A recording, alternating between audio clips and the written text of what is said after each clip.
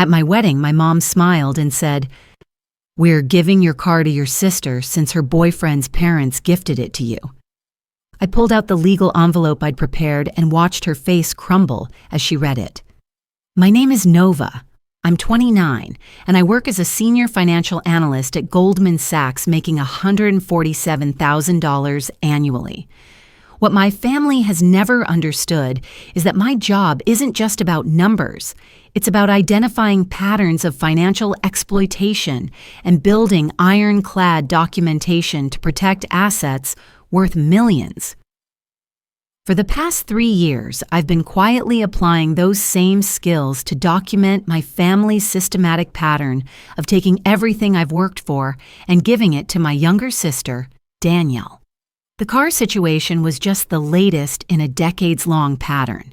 When we were kids, Danielle got the bigger bedroom because she was more sensitive.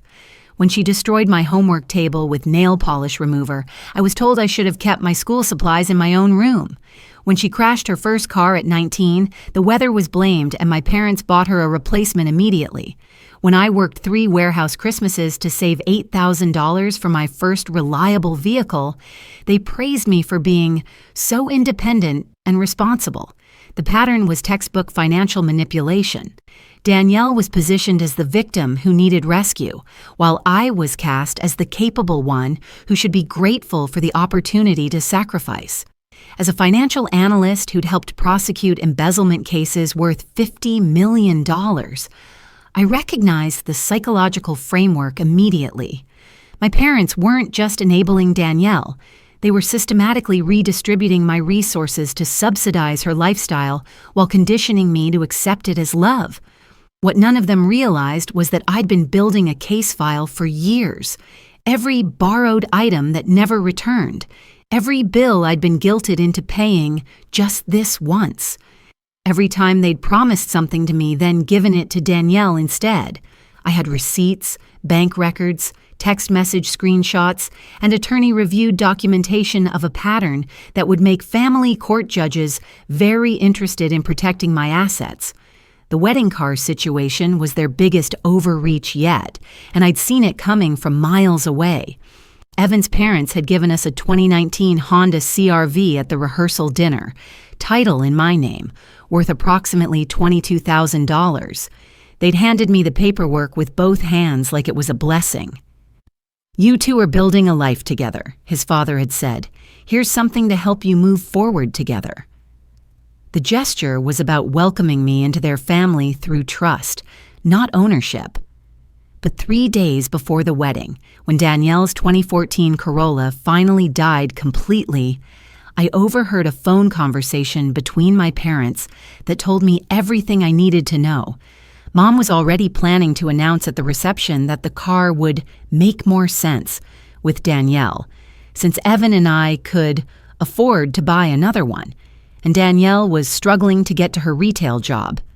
Dad agreed it was the family thing to do, and they'd already told Danielle she could count on it. That's when I contacted Patricia Richardson, the family law attorney who'd helped me navigate inheritance protection strategies for high-net-worth clients. Patricia specialized in asset protection against family financial manipulation, and she'd seen cases like mine before. "Nova, what you're describing is systematic financial exploitation disguised as family obligation," she told me during our consultation. "The car is just the latest target. We need to establish clear legal boundaries before this escalates further." Working with Patricia, I'd prepared a comprehensive legal framework to protect not just the car, but all future assets from my family's redistribution schemes. The notarized declaration I carried to my wedding was just the opening move in a strategy designed to make any future financial manipulation legally impossible and financially costly for them to attempt. As the reception wound down after our first dance, I watched my family position themselves near the cake table, like generals preparing for battle. Mom wore her pageant smile, the one she'd perfected for controlling narratives in public spaces. Danielle had changed from her bridesmaid dress into something more attention-grabbing, sequined and sparkling, waiting for her moment to become the center of attention. Dad positioned himself slightly behind them, ready to provide backup authority when needed. The fairy lights cast everything in soft focus, making the moment feel almost cinematic as Mom approached with that practiced expression of benevolent authority. She leaned in close enough for her perfume to overpower the lingering sweetness from our cake tasting, then delivered her announcement like she was organizing a charity drive. "We're giving your car to your sister since Evan's parents gifted it to you," she said, her tone suggesting this was obviously the most reasonable solution to everyone's problems.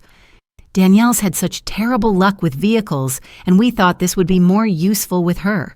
You two can manage with one car for now. Next to her, Danielle tilted her head with practiced sympathy. "Relax, Nova. It's just a car. Besides, my old Corolla totally died, and this one is just sitting in your garage anyway.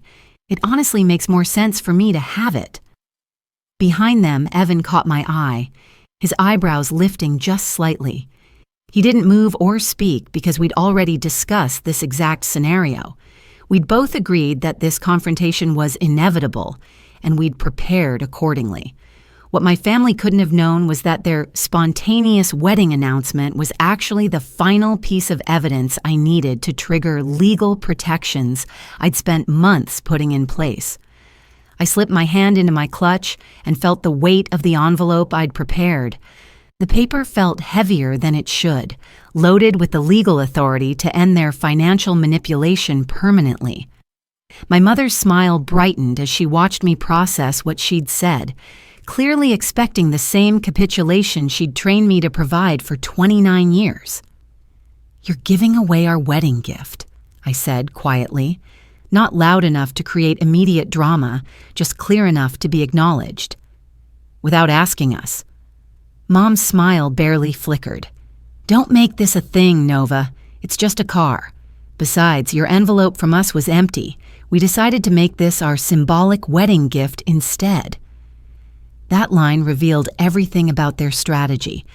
They'd given us an empty envelope at the rehearsal dinner, then planned to retroactively claim the car as their gift to justify redistributing it. It was financial manipulation disguised as family generosity, and it was about to cost them everything. "Your envelope was empty," I heard myself say, my voice carrying the kind of calm authority I used in board meetings. "We took it as a symbolic gift representing nothing." Across from me, Danielle's lips parted in delighted outrage, like she was thrilled to finally see me show some backbone she could crush. "Wow, Nova," she said, half laughing. "You really think you're tough now? It's just transportation. Don't be so dramatic about sharing." Somewhere near the gift table, I noticed phone cameras starting to lift as guests sensed tension developing. This was exactly what I'd hoped for.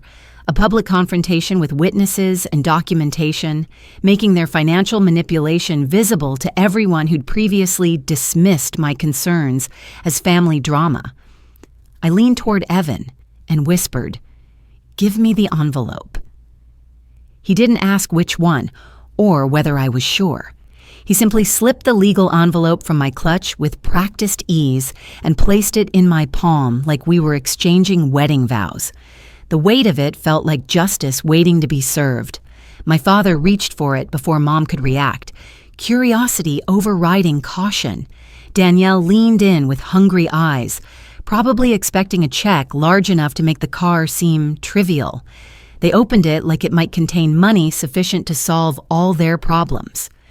Instead, they found legal documents prepared by one of the state's most aggressive asset protection attorneys. Mom's eyes flickered over the page, reading too quickly to hide her eagerness for good news. Her practiced smile didn't crack immediately. It just thinned as the words registered. Danielle read over her shoulder and lost her smile entirely before reaching the second paragraph. Dad gripped the top of the page, scanning desperately, like the words might rewrite themselves into something less threatening. "What is this?" Dad muttered, his voice tight with the kind of confusion that comes from realizing you've miscalculated badly. A notarized asset protection declaration, I said, my voice steady enough to carry across the increasing quiet around us. Executed 2 weeks ago with Patricia Richardson from Richardson Family Law. It states that all wedding gifts, including the vehicle titled "In My Name," cannot be sold, gifted, or transferred without my written notarized consent. Any attempt to reassign ownership will trigger automatic legal review and permanently restrict any future financial access to assets connected to Evan's family. The music didn't stop so much as fade into irrelevance as the words landed. Around us, conversations grew quieter as guests began to sense something significant happening near the cake table. Danielle's voice cracked with a thin edge of panic. "You can't be serious, Nova. You're threatening legal action at your own wedding? Over a car? You made a public claim to my property," I replied calmly. "I'm providing a public boundary with legal enforcement." Dad let out a laugh with no humor behind it. "This is petty, Nova. Completely over the top. We're talking about transportation, not a trust fund." "No, Dad. We're talking about the principle. The same principle you taught me that somehow only applied when Danielle didn't want something." Mom tried to slip the document back into the envelope like it had personally offended her. "We're family, Nova. You don't treat family like criminals over generous gestures." That's when I revealed the evidence that would make their position completely indefensible.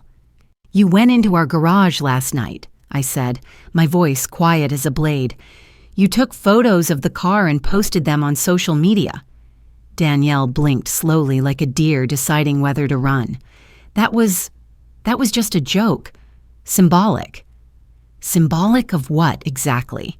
Evan asked, speaking for the first time, his tone maintaining glass-calm professionalism. Before Danielle could answer, I continued. She posted Instagram photos captioned, "Finally getting a ride that fits my lifestyle," with location tags from our address. She also shared the photos in 3 different group chats discussing how she'd convinced you to make the gift more practical.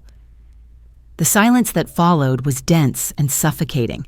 A few glasses clinked awkwardly as guests pretended not to stare while obviously listening to every word. "How did you—" Danielle stammered, her hand jerking toward her phone like she could delete evidence retroactively. "Security cameras," I said flatly, "and your posts included geolocation data, plus screenshots from friends who thought I should know what you were planning."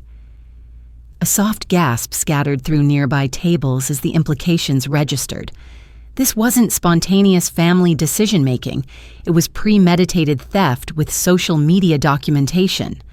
"You're stalking me now," Danielle tried, but her voice had lost its confident edge. "No," Evan said simply. "We just monitor who tries to access our property at midnight." The room's atmosphere shifted as the pretense of family generosity evaporated, leaving only the ugly reality of attempted theft dressed up as wedding gifts. I reached into my clutch again, the movement alone enough to make Mom's head snap toward me with visible anxiety. "This," I said, holding up a crisp legal document, "is a formal notice of unauthorized property access and misuse documentation. We plan to handle it quietly, but since this conversation is now public record..." Danielle's mouth opened soundlessly. Mom snatched the paper from my hands, eyes scanning desperately for escape clauses. "You're being ridiculous," Mom said, but her voice trembled slightly. "This is family business, not something you drag lawyers into." "Family business," I repeated, letting a laugh break through my professional composure. "That's exactly what you called it when Danielle maxed out my debit card at 17. When she crashed the car Grandpa helped me buy. When she sold my laptop and called it borrowing. Every single time, you made theft into family business." Dad's voice cut through sharply. "You're making a fool of yourself, Nova. Sit down." I turned to meet his eyes directly for the first time in years. "I've been sitting down for 29 years, Dad. You just never noticed me standing up." The silence that followed felt alive and dangerous, dense, wet, suffocating. Evan's voice cut through it with crystal clarity. We'd appreciate if everyone understood that our property, including our car, our home, and anything connected to my family's generosity, is off limits going forward. This includes planning to redistribute gifts without our knowledge or consent." The professional way he delivered this statement made it clear this wasn't emotional drama. It was legal boundary setting with serious consequences for violations. Danielle's eyes flared with desperate anger. "Your family's generosity, right? So that's what this is really about, status and showing off wealth." "No," Evan said with devastating simplicity. "It's about respect." Mom made one final attempt to reclaim control of the narrative. "We raised you to be kind, Nova, to be generous with family." "You raised me to give," I said quietly, "and you taught Danielle to take. The difference is I finally learned to tell them apart." That statement landed like thunder. For a second, even the ambient noise seemed to pause. Danielle stepped forward, visibly trembling. "You really think you're better than me now?" "No, Danielle. I just stopped letting you decide what I owe you." Her lower lip quivered with frustrated tears. "You're heartless, Nova. Completely heartless. Then maybe you should stop trying to find my pulse in my bank account." A ripple of shocked laughter came from Evan's uncle, like he recognized the satisfaction of boundaries long overdue. The sound seemed to break something in the artificial politeness that had been holding the room together. Mom's voice became almost pleading. "We're family, Nova. We can work this out later, privately."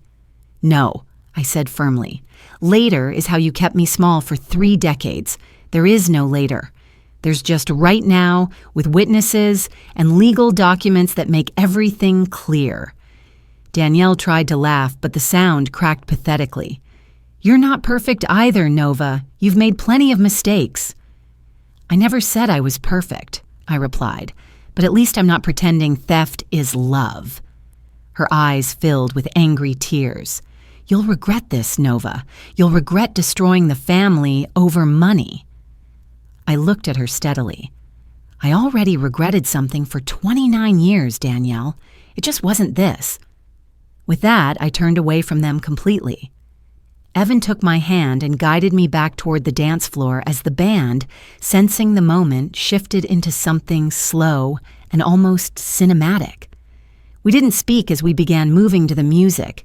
Around us, guests pretended to eat, pretended to chat, pretended not to stare at the family drama that had just exploded in front of everyone. When the song ended, we bowed slightly to the band as if nothing unusual had happened, even though everyone knew everything had changed.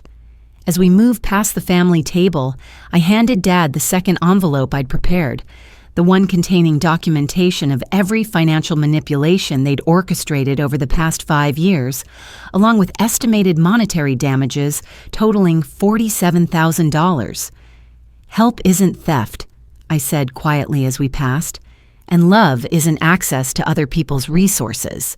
We continued dancing while behind us, I could see Mom working frantically to construct a new smile that would fit what the room had become. For once, I hoped it wouldn't come naturally.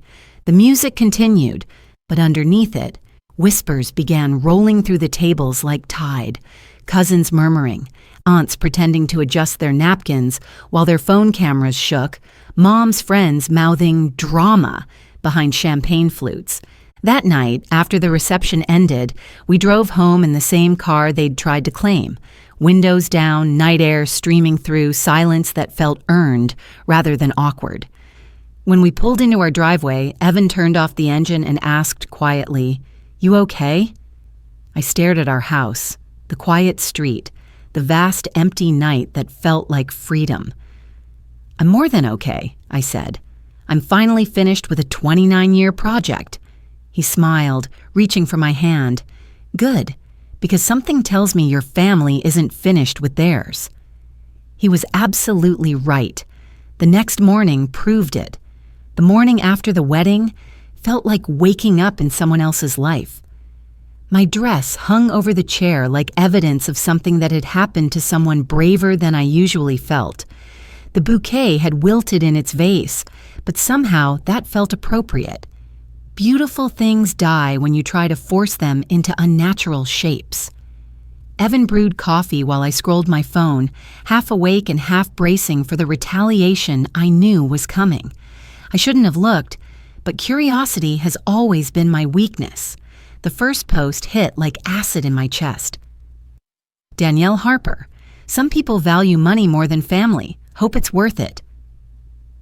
53 likes, including several heart-eye emojis from family friends. One comment from Mom. Letting go is painful, but sometimes necessary. Still praying for those who forget where they came from.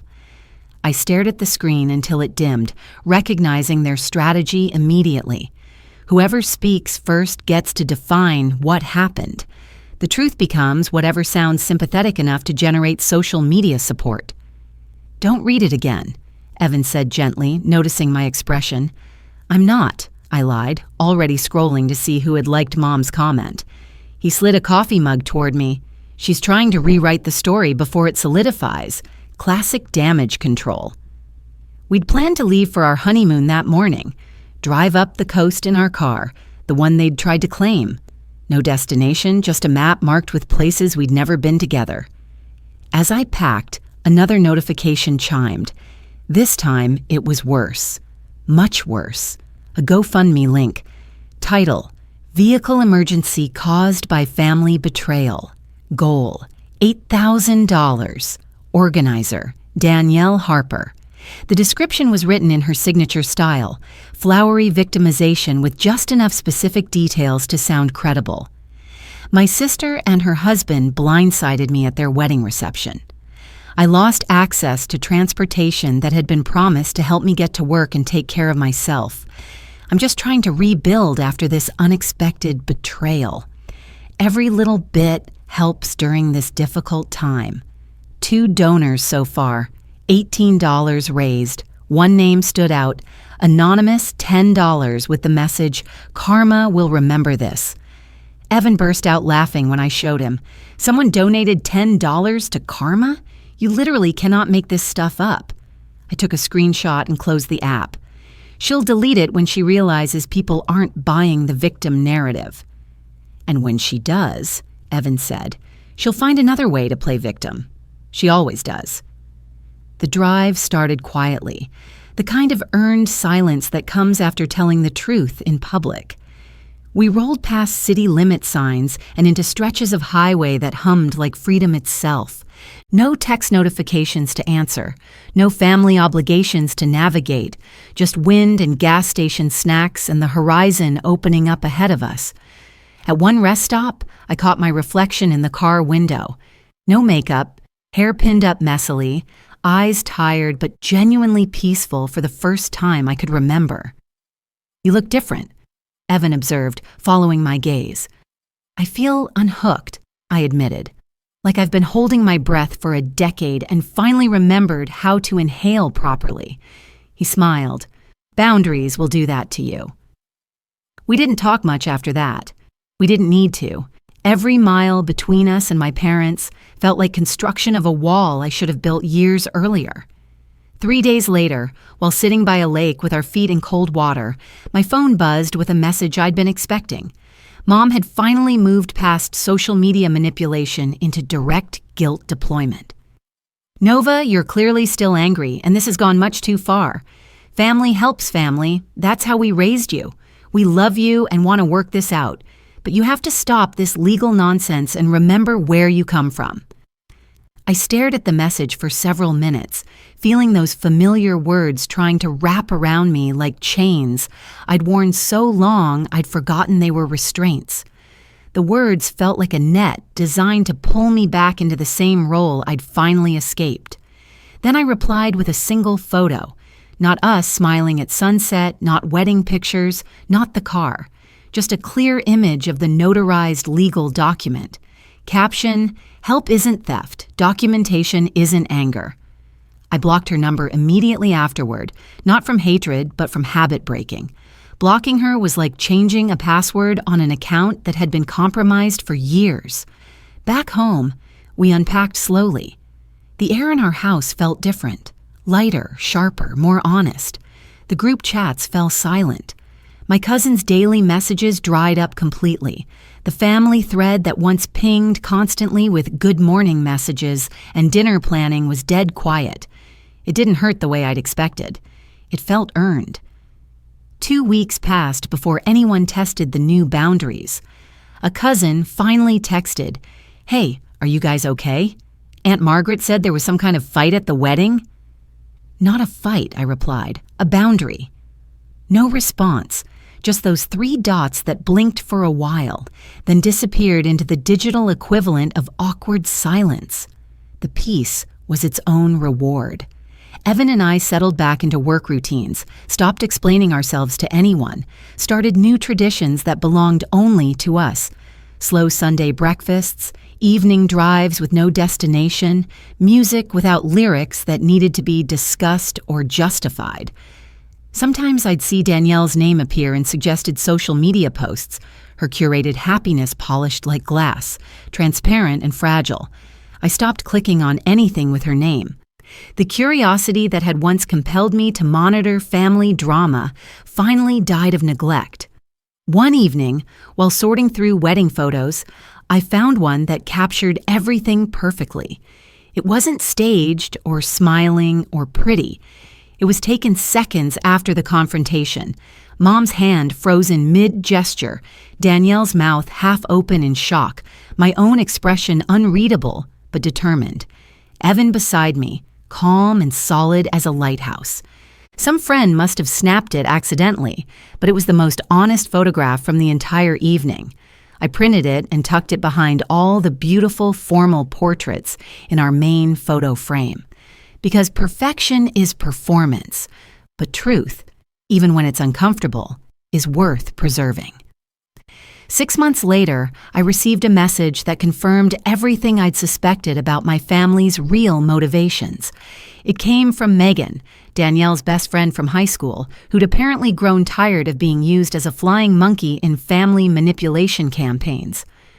"Nova, I thought you should know that your parents have been telling everyone you've changed completely since getting married and making good money. They're saying Evan's family influences are making you greedy and that you used to be generous before you got ideas about yourself. Danielle has been showing people the legal documents and calling them proof that you've become vindictive and materialistic. I just thought you should know what they're saying behind your back." I read the message twice, then forwarded it to Patricia Richardson with a note, "Additional evidence of defamation pattern. Please add to documentation file." Her response came within an hour. "Nova, this gives us everything we need if they escalate to public defamation. Keep saving everything. Document, don't engage." That evening, Evan found me on our back porch, staring at the horizon. "Regretting anything?" he asked gently. I shook my head. "No, just noticing how quiet it is when people stop trying to make you smaller." He sat beside me. "Strange at first, isn't it? The absence of constant negotiation." "It's not the silence," I said slowly. "It's the absence of noise I spent 30 years mistaking for love." A year and a half after the wedding, the final piece of family manipulation revealed itself. I came home from work to find an envelope slipped under our door. No return address, but I recognized Mom's handwriting immediately. Inside was a childhood photo I'd forgotten existed. Danielle and me on our old front porch, maybe 7 and 9 years old, arms around each other, grinning like we genuinely enjoyed each other's company. Scrawled on the back in Mom's distinctive script, "Don't let money erase the memories that matter. Family is forever." For about 30 seconds, my throat tightened with something that might have been nostalgia. Then I realized what she'd done. Even her sentimentality was manipulation, a calculated attempt to rewrite our history into something safe and simple, erasing decades of systematic exploitation with one carefully chosen photograph. I tore the photo in half, not from anger, but from clarity. I didn't need to erase good memories. I just needed to stop pretending they outweighed the harmful patterns that followed. The next morning, I made breakfast in our sunlit kitchen, unlocked our door without flinching, turned on music without worrying about the volume. Freedom doesn't always come with fireworks and dramatic gestures. Sometimes it's just the quiet satisfaction of eating toast in your own house without wondering who's going to ask you to give half of it away. Today, 2 years after the wedding that changed everything, Evan and I drive that same car on weekend adventures, windows down, music loud, no destination required. The vehicle they tried to redistribute now carries us into a life they'll never have access to again. I still work at Goldman Sachs, but now I specialize in helping other people recognize and legally document family financial exploitation. Turns out there are a lot of us, successful adults who spent decades subsidizing siblings while being told it was love instead of theft. Mom still sends Christmas cards to our old address. Danielle still posts inspirational quotes about forgiveness and family loyalty. Dad occasionally calls from numbers I don't recognize, leaving voicemails I delete without listening to. They never stopped trying to rewrite the story, but they lost the ability to control the ending. The most important thing I learned from all of this is simple. Boundaries aren't walls that keep love out. They're foundations that let real love grow. And every time I start our car, the one with my name on the title, in the garage they no longer have keys to, I remember exactly what that feels like.